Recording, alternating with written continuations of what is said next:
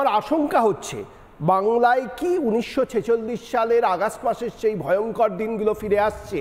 সেদিন বাঙালি হিন্দুদের বাঁচাতে রুখে দাঁড়িয়েছিল নেতাজি সুভাষচন্দ্র বসুর অনুগামী গোপাল পাঁঠার মতো মানুষেরা। আজকে কোনো গোপাল পাঁঠা নেই।